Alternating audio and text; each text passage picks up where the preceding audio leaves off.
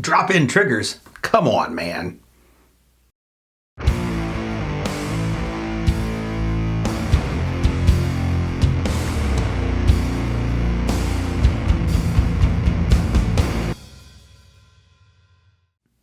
Hey guys, Garry here. Thanks for checking in today. Drop-in triggers in the AR-15. Not had great experiences, but not terrible. It's been a mixed bag. Bought my first drop-in trigger in like 2004. As far as I know, it was the first company doing them. It was a Chip McCormick. And building my first post-ban AR instead of like a factory-built gun. And I bought that, and it's supposed to be like 3.5 pounds, and I don't have to, fuck with it. It just drops in, and I'm totally stoked. So me and my buddies bought things, and I think we bought 5 of them right around the same time there, or in the same order. And to date, that's a number of years later, 4 of those had been returned to McCormick and swapped out with newer generations. One, they didn't even have a newer generation at that point when it failed, so they just paid him for his trigger. But they all had gone full auto, started doubling and tripling and shit like that. The hardest used one of those 5 was the one in my gun, and it's still the one that's working. So that's kind of a mixed bag. But it's been similar experiences in classes where students have had guns start to have trigger issues, and a lot of times there was a drop-in trigger in the gun that was having trigger issues.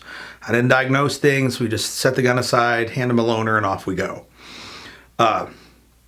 So that's my basis, but I didn't have a lot of data on whose triggers were failing, because there's a bunch of different ones. And there was some sort of other drop-in trigger drama years ago that I didn't even pay attention to. But I'm on the phone with my buddy Rich. Say June-ish, I'm gonna think, catching up, with the whole Wuhan virus thing happening. And he goes, "Hey man, you know the Elfman triggers?" And I said, "I know they're a company, but it's about as much as I know." He's like, "Oh, I'm friends with those dudes. Like, you want to try one of their triggers?" "Yeah, sounds great. I'll try anything." Like, they've been around for a while, so they're not fly by night. If you can make it happen, he says, hang tight. I'm going to put you in a 3-way call pretty soon. A fella named Jeff from Elfman's on the phone, and we had a great conversation. Cool dude. And he says, "Hey man, give me your address. I'll send your trigger out." So he sends a trigger out. Now, I have no background knowledge of Elfman at this point, and I intended to not get any because I didn't want it to influence, what I was looking at and the trigger wise, other than I know one guy there and he was cool on the phone. So they sent me a Match Pro SE trigger. I guess it's professional, pro, match, great. It is very crisp and light. SE for super elegant, super something. But it's pretty slick. So I made myself a little list of the things I thought were awesome. It doesn't have trigger pins. I mean, it's a drop-in unit, and there's like bearings that it rides on, which is kind of the thing for most drop-in triggers, to give it a very smooth, the parts rotate smoothly.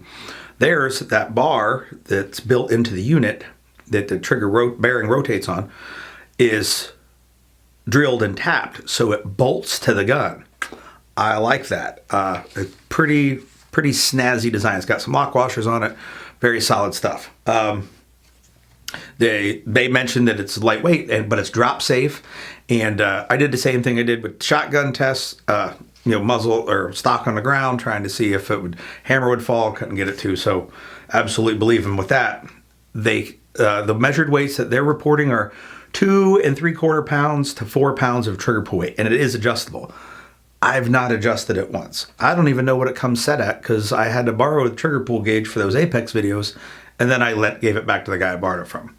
But it is really light. Like, it's not a heavy ass 8-pound trigger by any stretch. I'm gonna guess it's around that 4 pounds. The high end is how it comes. And something I thought was pretty interesting was the way they did their disconnector. Apparently it's really wide compared to a regular disconnector, so it doesn't wear out like most of the drop-in triggers that go full auto. So it in theory should be much more reliable. And like, I'm down with reliability. It's the number one thing I look for in any piece of gear. So I got the trigger in July and I put it in this gun. This is the Midwest Industries Gal 5 upper on a pistol lower. So you can see it's a skeletonized trigger, and I got the curved one. So I'm not a fan of straight triggers. I don't like the way they feel. And I lent this gun out at a number of classes since then. Now the downside is, although this year I've only been teaching one class a month because that's what I wanted to work, and the classes have been sold out, but people have been cautious with their ammo usage, even at class, because it's been so hard to find since China decided to, send us their biological weapon. So it took me a while to get a lot of rounds through this. So I lent it out through a couple classes, vehicle classes, carbine classes, and it's got a good 4,000 trigger presses on it, and it still functions exactly like it did the day that I got it. It is a pretty, I don't know if you can hear us, mic's up above me. This is the trigger press. So hammer drop sounds like a hammer drop, and it's got a great reset. Like real solid reset. Super short, very crisp. So totally digging the way that it feels. Mounting it, super easy with the drops in. There's 4 screws on the side and 2 at the top. That locks it in like a bunch of different directions. The only downside was originally this gun had a Geisley Maritime bolt catch on it, which I don't like. It covered the hole, so I couldn't get the screw in from that side. I had to take the whole mag catch apart.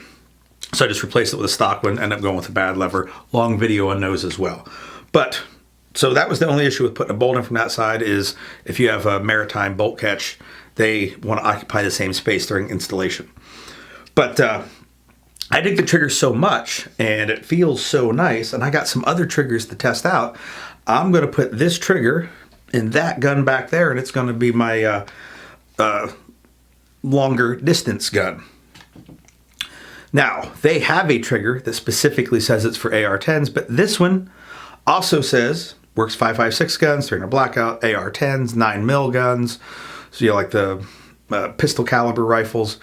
So it should fit the bill just fine.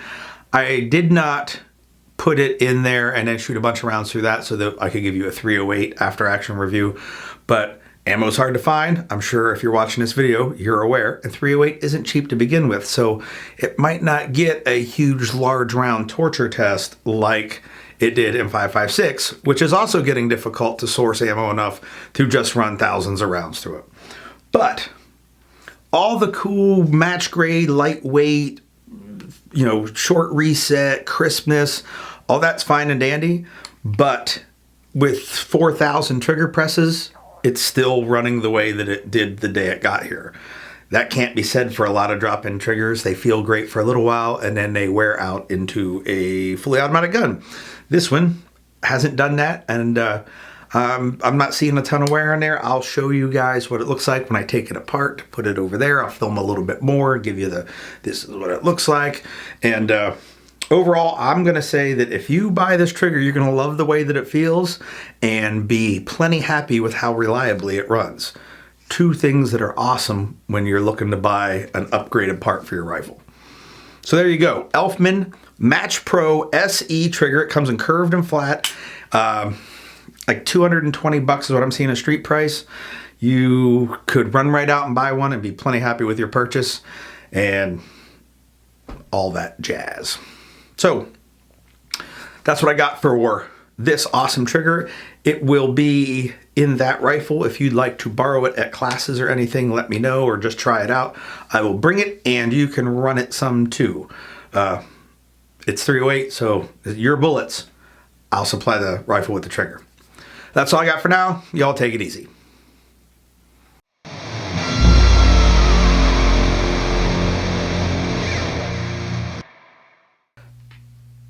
So in case you were wondering, the bad lever also doesn't let you get the Allen-headed bolt, button cap bolt out of the trigger pack, just like the maritime bolt catch. At least that can take it off. But yep, in case you're wondering, now you know. All the shit that bolts onto your bolt catch gets in the way of the trigger screws.